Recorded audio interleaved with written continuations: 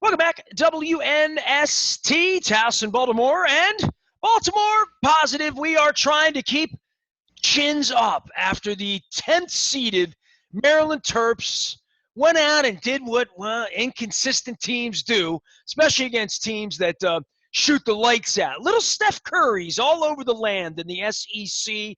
Luke Jones, that was it was a beatdown at the hand. I thought we were playing basketball, not football. I thought we were a basketball school and they were a football school. What happened there, man? Yeah, well, you saw what Alabama does. They're fast. They're pretty big across the board. They move the ball exceptionally well, and they shoot a lot, and they shoot very, very well. And And what's they funny, rebound when they don't make it too. I noticed that too. and that's part of it too. As much as you want to lament the shooting and just say, well, you just throw your arms up. Maryland got, got their butts kicked on the boards as well. So the few I'm trying to times that figure out what Alabama they did well. Like I was working all night. Like we're getting up. I'm having a Larofo coffee this morning. You know what I mean? Like I'm thinking, what am I gonna say? Well, What I are mean, you gonna say? in all truth, they didn't play that terribly offensively. I mean, they shot 53% from the field. I mean, normally you see something like that. They were 10 of 27 from three, so that 37%, nothing special, but that wasn't disastrous. But they just ran into a buzzsaw. I mean, Marc Turgeon said before the game that he thought Alabama was the quote fifth number one seed, and you hear coaches say that, and you're like, okay, well, lots of coaches talk up their opponent, but I mean, Alabama was really, really good, and they played. It was funny you mentioned Steph Curry. I was texting with my brother-in-law, who's big basketball fan, very knowledgeable, all of that, and he's not a Terps fan or an Alabama fan. And he flat out said, he's like, this is like peak Golden State a few years ago, the way they played. Yeah. They That's moved the the only thing ball I well. could think of when it was just raining, and I'm like, Yeah, I mean, no, and you're not and there winning. were right, and there were certainly times in the first half where they weren't closing out shooters, but you get to a point where they're moving the ball so well and they're stretching out your defense, stretching out the floor so much that there's only so much you can do when they're not just hitting threes, but they're hitting threes several feet behind the 3-point line. I mean, there's just a lot of range there. I mean, it's like playing the Kansas City passing game. You get to a point where they just spread you out so much, and you don't have answers for everything because it's almost impossible to. So, I think you saw Alabama against Iona in the first round. They didn't shoot the ball as well. Knowing their profile, knowing how they've played all year in the SEC, the odds of that happening 2 games in a row were pretty slim. And, well, you saw that. But, I mean, I thought Maryland came out, they were strong early on, aggressive. Wiggins has the big dunk. Momentum's on their side. And, I think Marc Turgeon goes to his bench. And we know Maryland doesn't have a deep team, but he goes to his bench. And that was really what spawned the 15-4 run that, just completely flipped the game around. And then, the second half, you start out it was 19-4 to start the second half. The game was completely over, and it was over very quickly early in that second half. So they just ran into a team that's much better than them. And we can certainly get into some of the big picture discussion. And Marc Turgeon has 2 years left on his contract. Anyone who follows college basketball knows the timeline for 2 years left on a deal is typically when you're talking about either A, extending, or B, talking about moving on in some form. We will see how it plays out. But as far as what happened on Monday night, they went up against the number 2 seed. I didn't have any false pretense as far as what Maryland was. I said over and over, and I'll continue to say I thought Marc Turgeon did a nice job with this team.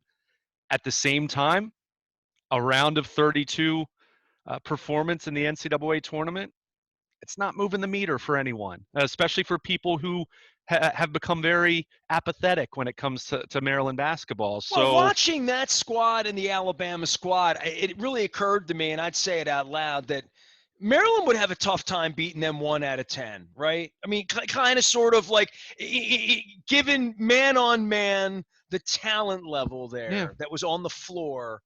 I think they could play the next 10 nights, and Maryland might win 1 or 2, maybe. Yeah, I can't disagree with you on that. I think you look at this Maryland basketball team, who on this roster right now would play significant minutes for Alabama? Wiggins, I would say absolutely. And Wiggins was really, really good.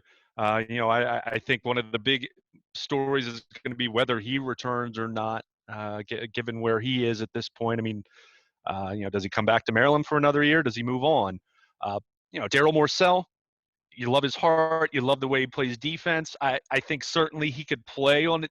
He would play, but is he going to be have the same stature as he has on this Maryland team? Probably not. But you kind of go down the list of these other guys, and look, these guys they were grinders this year. I mean, I do give this team, for what it is in a pandemic year, and given the guys they lost last year and Jalen Smith and Anthony Cowan, your two top players, and everything they went through.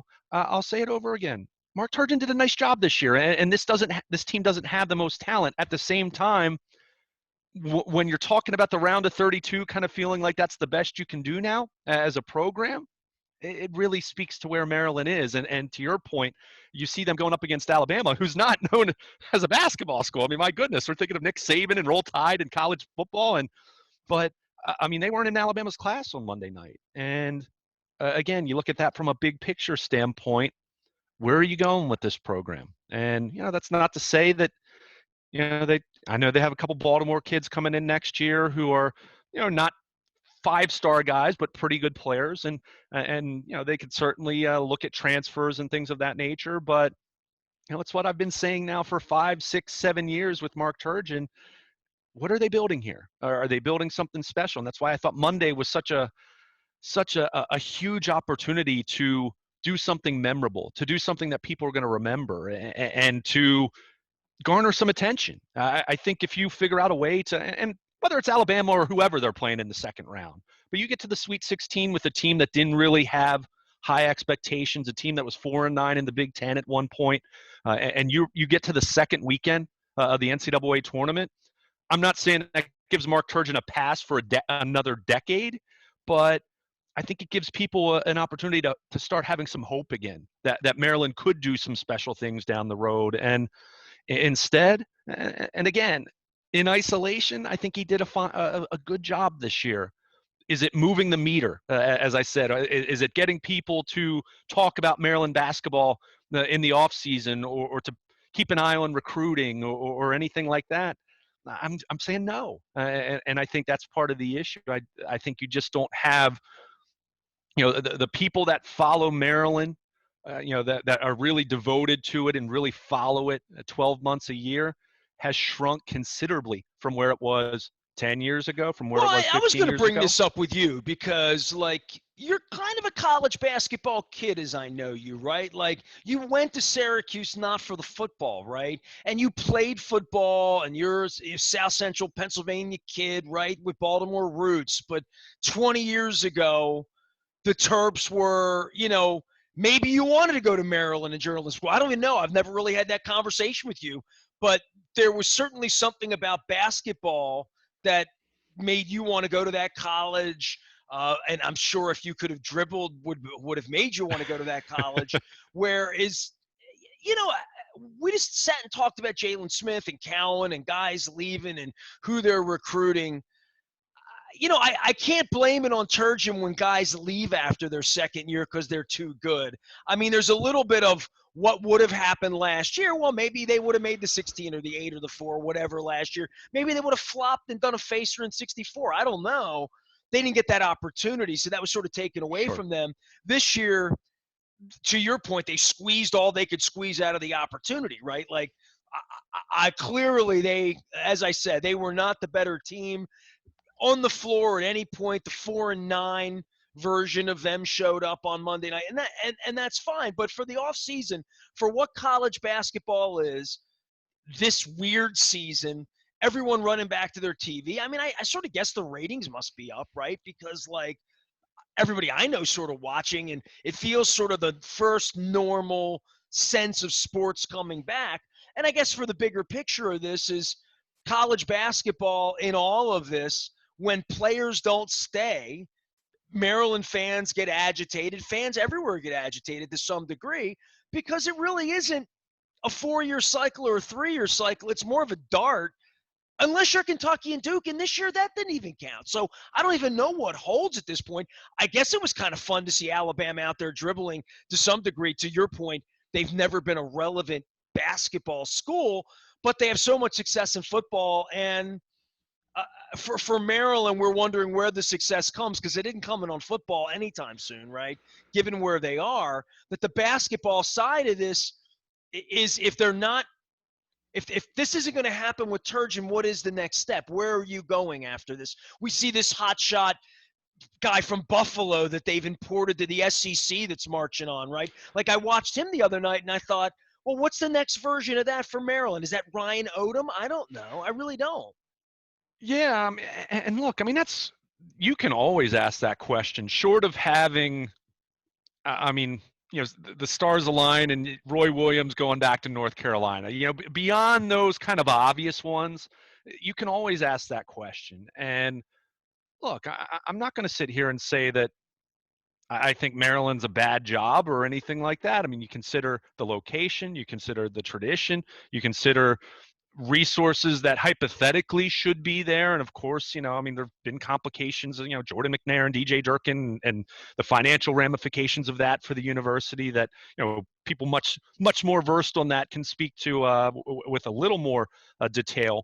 But I do, I keep coming back to, is this really all Maryland basketball is now? And that's where I really want to say that it can be more than what it is. And to be very clear, I'm not saying Maryland is Duke or Maryland is Kansas, who got embarrassed on Monday night, and I'll point that out. Another blue blood that just got completely annihilated. Kentucky, as you mentioned, I mean, not even making it, being bad this year. And again, the pandemic year in isolation, that's why I do want to compliment Marc Turgeon. I think he did a nice job this year. But is this year what they did, does that warrant an extension? Does that warrant feeling more optimistic than I did a year ago or 2 years ago or 4 years ago? I mean, Well, he was part of fired this is if they fire him, does that energize well, the Terp Club, the Turtle Club? I don't right. know, but who are you replacing him with? I will say this about Turgeon. He's been here a decade, dude. I've never met him. I've never, like their PR staff's horrific. I mean, most of what they do, you and I have talked privately, publicly, on the record about how Baltimore is and with the goofy flagship where nobody cares about them, like all of that. But Gary felt permanent. Turgeon has always felt temporary because he's made himself feel temporary. Kind of like Buck Showalter. He didn't live here in the offseason. He always felt like he was a renegade. He never felt like Earl Weaver. Billick built a place on the Eastern Shore and hung out for a decade afterward. I don't know whether Harbaugh feels permanent. It doesn't feel like we're getting toward the end of Harbaugh. Not at all. I mean, Harbaugh's still full of piss and vinegar when I see him. Like, it feels like he might be here another decade, right? I don't know, but we're not talking about the next Ravens coach. We're not talking about, Lord knows, the Orioles or whatever. And we never talked about the next Maryland basketball coach. We don't talk about Maryland football enough to even care. Like, until when they got rid of Friedgen, we all freaked out a little bit, and that probably should have at that point. I think we like some permanence here, right? Like we like, that's why I've stuck around for 3 decades. And Mickey Coachella was on the show this week and he's doing it 3 decades. People like some sense of furniture here. And Turgeon has always felt like a rental in a hotel room, like literally to me. Like he's never felt like it's Rudy or he's putting stuff down here in that way. Him, I'm talking about. And it's always felt like the fan base has had one foot up his ass to get rid of him. That's been my perception of all of it. And and that's a good perception of it because I've spent a decade sticking my finger in and feeling the temperature. And, maybe it is time for him to go. It's either time for him to stay or go, but it's never felt like it's his program. Or, it really hasn't felt that way. Yeah, and I mean, I don't know. I haven't given a lot of thought in terms of, some of what you just mentioned. I just look at it in terms of the results. I mean, you mentioned John Harbaugh. Why is John Harbaugh here all these years later? He wins. He won a Super Bowl, and he's been to 3 AFC championships, and he's had, he's in the playoffs more often than not. I mean, you look at it, the success is there. I mean, Buck Showalter, as much as he wasn't here a long time, they had some winning clubs, and when you consider what it had been for the 15 years before that, that was a welcome change. All I'm So, saying is it you never know, felt like Buck wanted a statue here. You know what I mean? It just felt like, I mean, but fair. it was I mean, Buck's yeah, fifth job or whatever. Like sure, it is where yeah, you are in life's highway. In the same way Joe Madden's been skipping around taking jobs. So I don't mean that to be no, I gotcha. nasty, but there are Sean Paytons and Mike Tomlins and Bill Belichick's, and to your point, Krzyzewski's, and I mean Roy Williams had to make his big decision to step in the middle the way Messina had to put on a Yankee hat, right? Like we all make those decisions. With Turgeon, it's been a decade and it's not his program, and there's nothing to hang your hat on. I mean, the Yeah, Wiggins dunk was nice on Monday night for a moment, but I tell me the moment. They haven't been right. in a 16. They haven't won.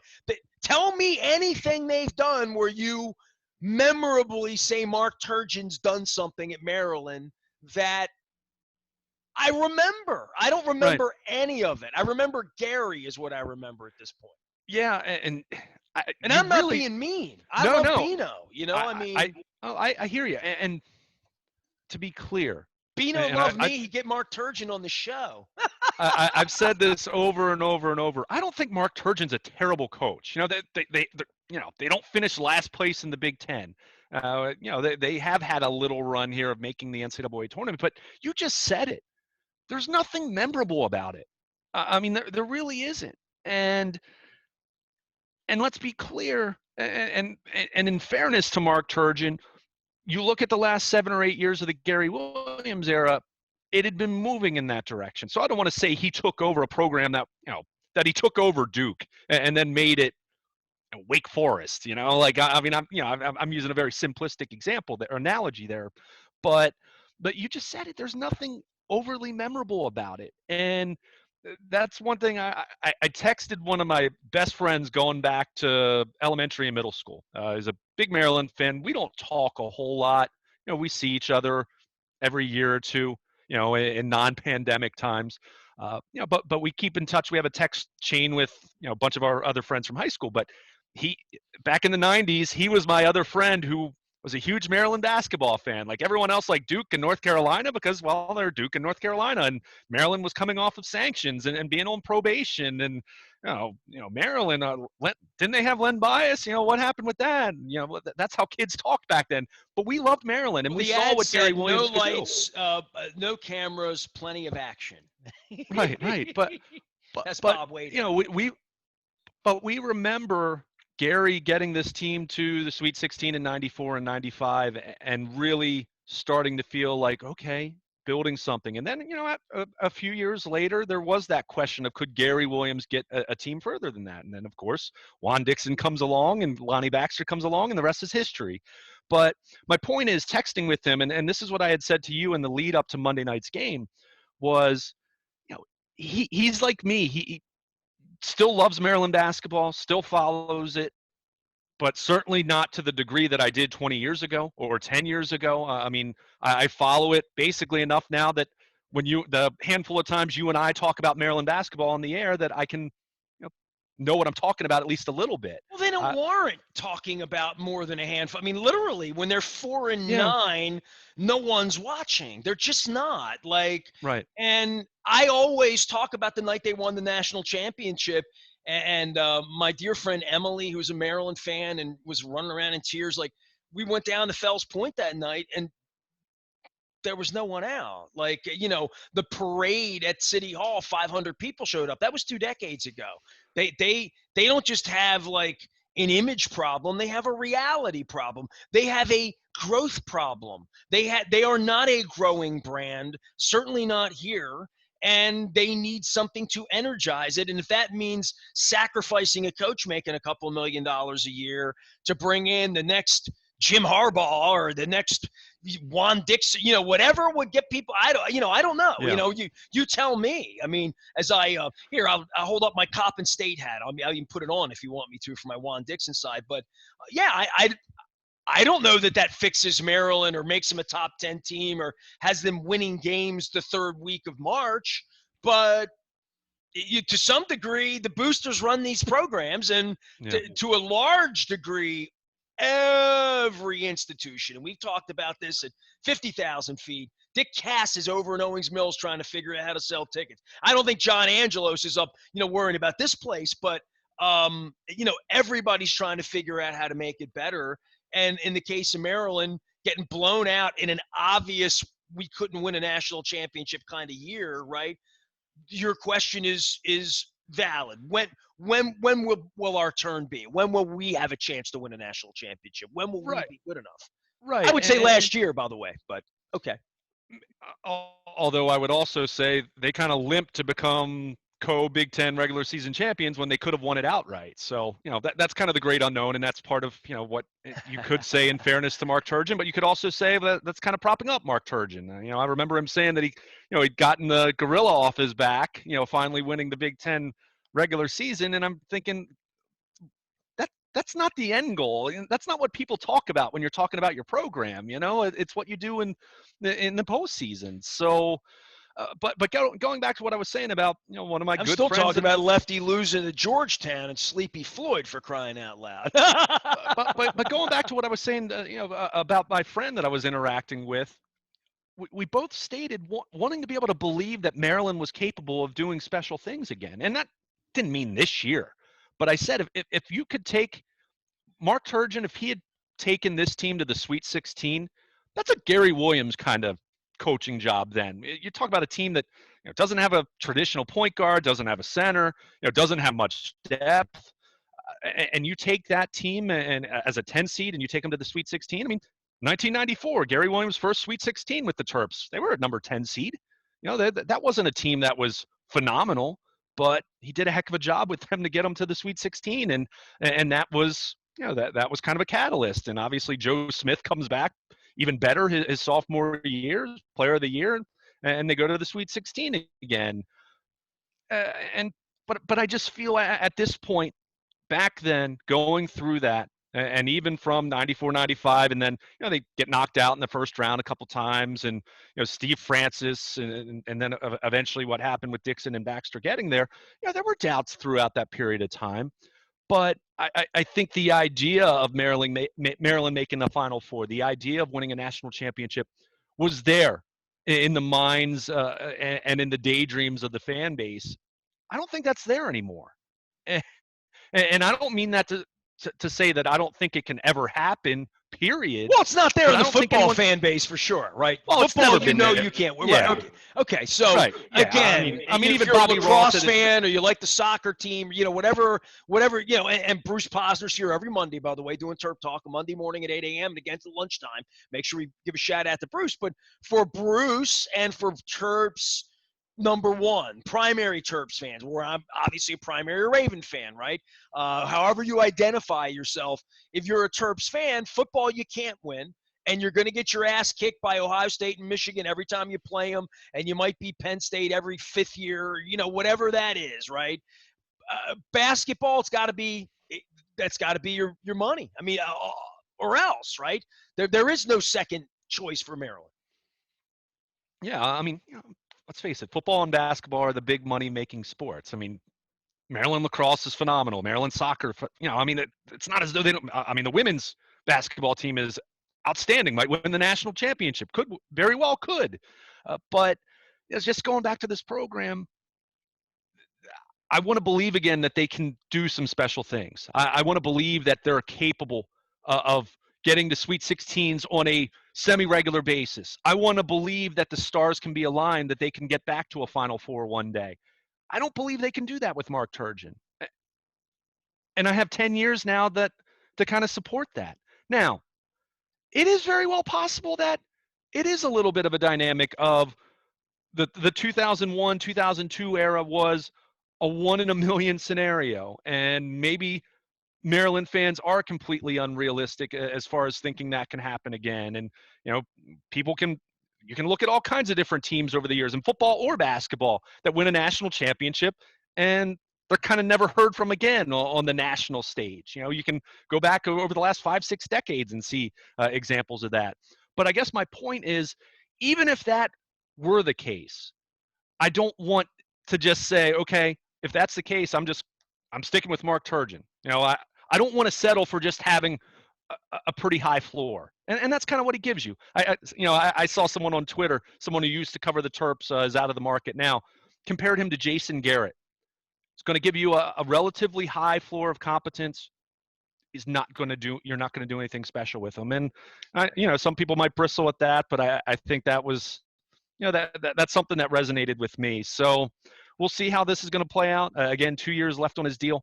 This is typically a timeline of when you either extend or he looks at other options, whatever. I mean, we'll see. I mean, maybe they just keep it how it is for another year and see what next year looks like. But, the idea of extending Marc Turgeon because he did a phenomenal job with a team that lacked talent, lacked depth, was a flawed team, and what they did to, quote, overachieve was get to the round of 32.